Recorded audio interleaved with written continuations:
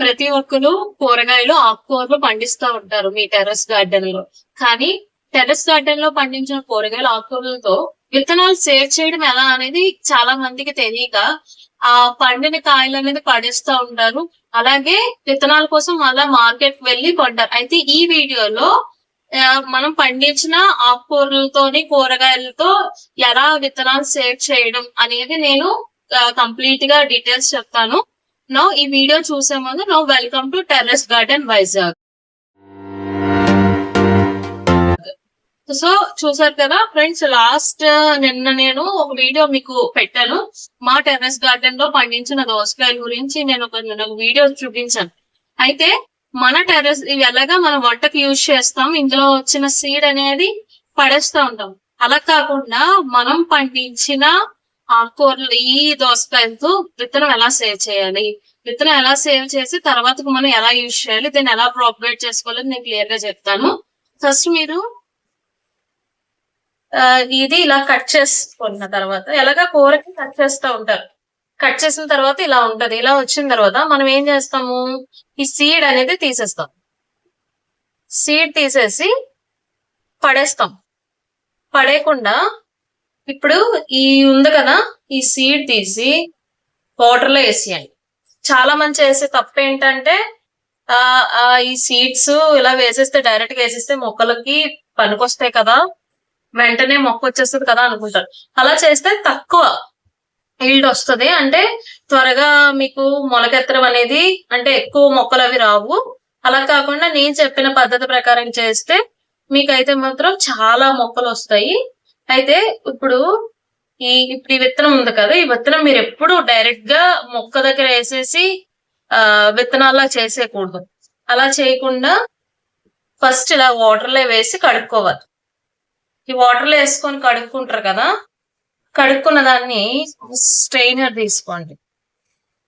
Strainer తీసుకొని ఇలా వడకట్టేసుకోండి. అంటే ఫస్ట్ ఇలా చెయ్యాలి. ఇలా చేసి కడిగి ఒక 4-5 రోజులు ఎండబెట్టిన తర్వాత ఇది విత్తనంలా తయారవుతుంది. ఇప్పుడు ఇలా వడకట్టేసుకున్నారు కదా, వడకట్టేసుకున్న దాని మీద వాన్ని ఒక పేపర్ మీద కానీ, లేదంటే పల్చని టవల్ మీద కానీ, లేకపోతే క్లాత్ మీద కానీ, టిష్యూ పేపర్ మీద కానీ వేసి ఆరబెట్టాలి. ఆరబెట్టిన తర్వాత మీరు ఎండలో ఒక 4 to 5 days, లేదంటే 1 week అయినా బాగా ఎండిన తర్వాత అప్పుడు ఒక క్లాత్ బ్యాగ్ లో మీరు విత్తనం స్టోర్ చేసుకోవచ్చు.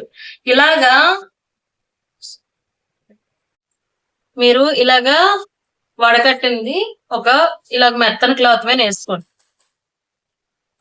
మెత్తని క్లాత్ మీద వేసుకొని ఇలా పల్చగా ఆరబెట్టుకోండి.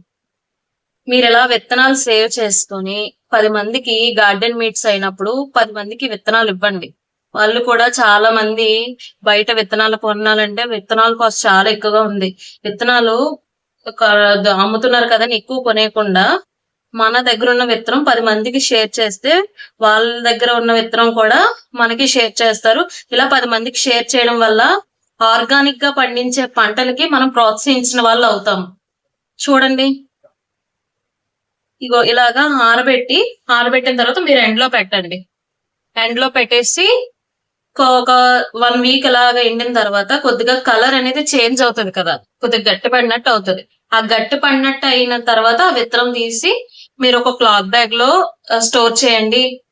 స్టోర్ చేసి ఒక దగ్గర పెట్టేసి ఎప్పుడైనా గార్డెనర్స్ మీట్ అయినప్పుడు వాళ్ళకి షేర్ చేయండి. ఇదే కాదు, ఈ విత్తనమే కాదు, ఏదైనా ఒక టమాటీ కానీ, లేదంటే మిరప కానీ, లేకపోతే దోసకాయలు, బీరకాయలు, ప్రతిదీ విత్తనం ఇలాగే షేర్ చేసుకోవాలండి. మీరు బయట ఏమీ కొనద్దు. ఒక్కసారి మనం పెట్టిన తర్వాత నుంచి మన విత్తనం మనమే తయారు చేసుకోవాలి.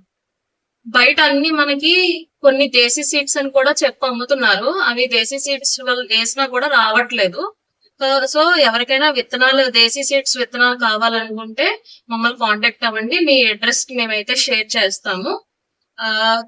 సో చూసారు కదా.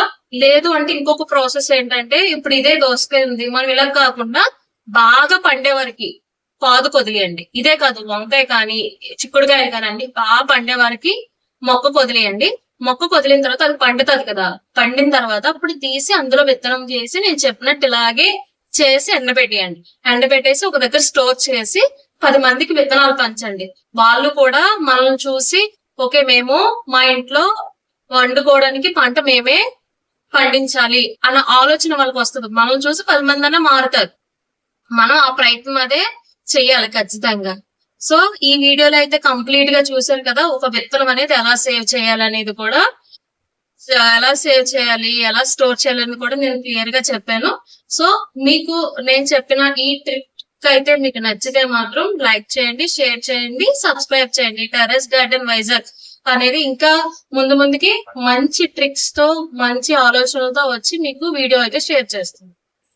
ఇలా మిద్దె తోటల మీద మీరు ఇలా మరికొన్ని పంటలు పండించి మీ ఆరోగ్యం మీరే కాపాడుకోండి. మీ ఇంట్లో వాళ్ళ వయసుని పెంచండి, వాళ్ళ ఆరోగ్యాన్ని తో ఉండే వయసుని పెంచండి.